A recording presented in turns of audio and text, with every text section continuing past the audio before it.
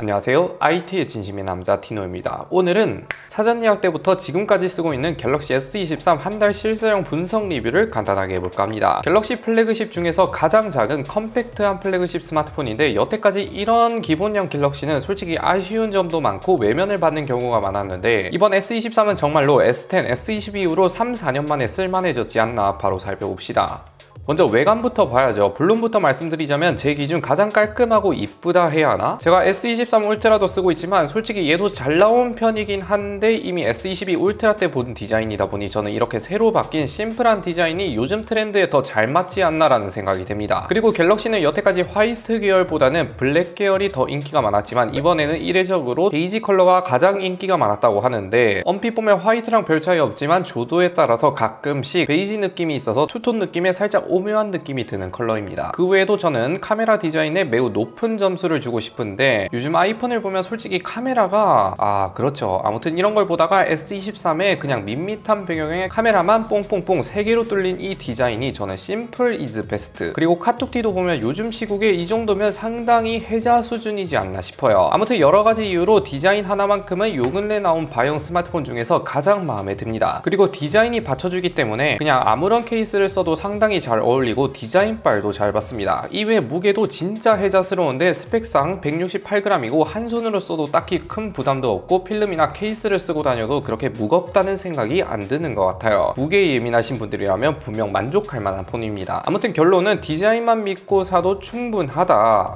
이외 디스플레이도 보면 6.1인치 아이폰 14와 동일한 컴팩트한 크기에다가 FHD 플러스급 해상도에 120Hz도 지원하고 HDR10 플러스도 지원하는데 전반적으로 전작과 동일한 스펙이고 화면 밝기는 최고 1750니트라고는 하지만 아마 이건 HDR 컨텐츠 기준이고 실제로 야외 환경에서 써보면 아무래도 S23 울트라와 야외 시인성 차이가 조금 있습니다. S23 울트라는 무슨 환경이든 상당히 밝다는 느낌이 강했지만 S23은 야외에서 약간 어둡다는 느낌을 가끔 받았는데 100% 수동 밝기 기준으로는 최대 500니트 정도 지원을 하고 갤럭시에서 더 밝기 옵션을 켜면 800니트, 최대 자동으로 하면 피크 밝기가 1200니트 정도 나오는데 아무래도 수동 최대 밝기가 조금 낮긴 합니다. 솔직히 더 밝게 옵션으로 켜면 보는데 큰 지장이 없긴 한데 뭔가 켜두고 있으면 배터리를 더 처목처목할 것 같다는 심리적인 느낌이 있어서 그냥 밝기 최적화로 해놓는 게 제일 좋을 것 같아요. 그 외에 성능도 보면 제가 전작 때 S22를 써보니 정말 치명적인 단점들, 스로틀링 현상이라든지 발열 부분이 써보니 그냥 다른 스마트폰 써야겠더라고요. 그런데 이번 S23을 쓰자마자 느낀 건 13미니를 떠올리는 크기는 작은데 플래그십과 거의 동일한 퍼포먼스를 보여줍니다. 칩셋이 TSMC 위탁 생산으로 바뀌어서 그런가 긱펜치 6 기준 싱글은 1900점대, 멀티코어는 무려 5000점에 근접한 점수로 전작 칩셋이 들어간 Z 플립 4보다 눈에 띄게 큰 폭의 성능 향상이 이루어졌죠. 아이폰과 비교해보면 싱글은 아이폰 12와 비슷한 수준이고 멀티코어는 아이폰 13과 비슷한 수준을 보여줬습니다. 실사용 시에도 전작은 뭔가 버벅거리는 게 좀 있었는데 이번 S23은 체감상 버벅거림도 줄어들어서 상당히 만족스럽고 발열 부분도 거의 S20 이후로 정말 안정적이게 나온 것 같습니다. 기본형에도 베이퍼 템퍼를 넣어줬고 칩셋 효율도 좋아져서 그런지 솔직히 일상생활에서 게임을 하지 않는 이상 저는 발열을 느끼기 어려웠습니다. 그 외에 3D 마크 스트레스 테스트도 해보면 최고점이 무려 3800점, 안정성은 60% 후반대로 갤럭시가 GPU 성능으로 7, 8년 만에 아이폰을 따라잡았지 않나 굉장히 의미 있는 수치입니다.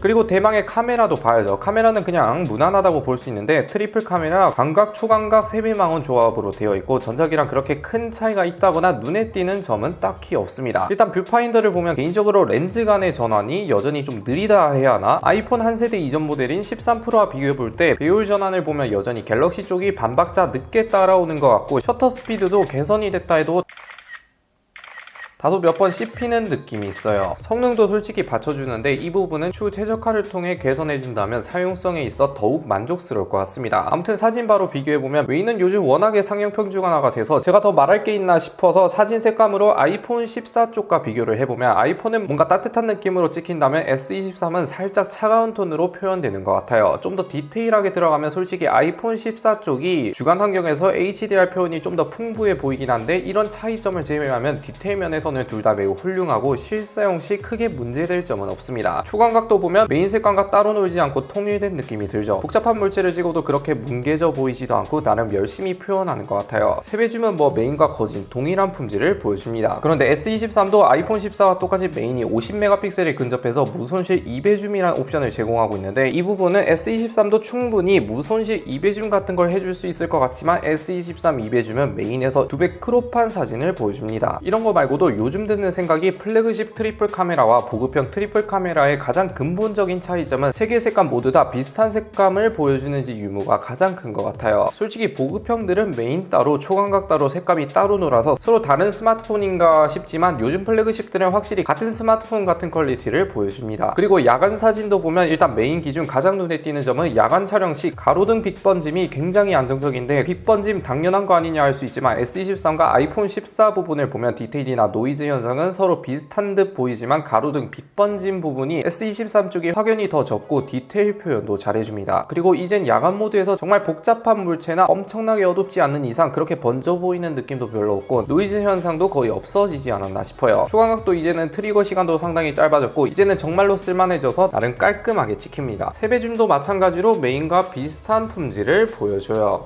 대망의 배터리 타임도 보면 물리적 배터리 용량이 전작보다 200mAh 늘어난 3900mAh가 탑재되는데 겨우 200mAh가 늘었지만 체감상 배터리 타임은 못해도 2배 가까이 늘어났습니다. 여기서 또 TSMC 칩셋의 위력이 나타나는 것 같은데 FHD 플러스급 해상도의 5G 가끔 쓰고 유튜브나 SNS 하는 패턴으로 쓰면 100% 사용 시에 7, 8시간 사이 7시간 반 정도 내외로 사용할 수 있습니다. 와, 갑자기 배터리가 급떡상했는데 컴팩트한 크기임에도 하루 정도는 거뜬히 쓸 수 있는 배터리 타임입니다. 그리고 충전 시간도 보면 최대 25W까지 지원하는데 30분 충전에 60% 가까이 차고 완충에는 1시간 15분 정도 걸립니다. 충전 속도는 그냥 무난한 수준이에요. 마지막 내장 스피커도 보면 음질은 작은 폰임에도 불구하고 나름 들어줄 만한 수준을 보여줍니다. 저음도 어느 정도 있고 출력도 준수한 편인데 베이스가 살짝 부족한 느낌만 빼면 괜찮은 것 같아요. 그리고 여러분들 취향에 따라 돌비 애트모스를 켜고 들을 수 있는 옵션도 있습니다.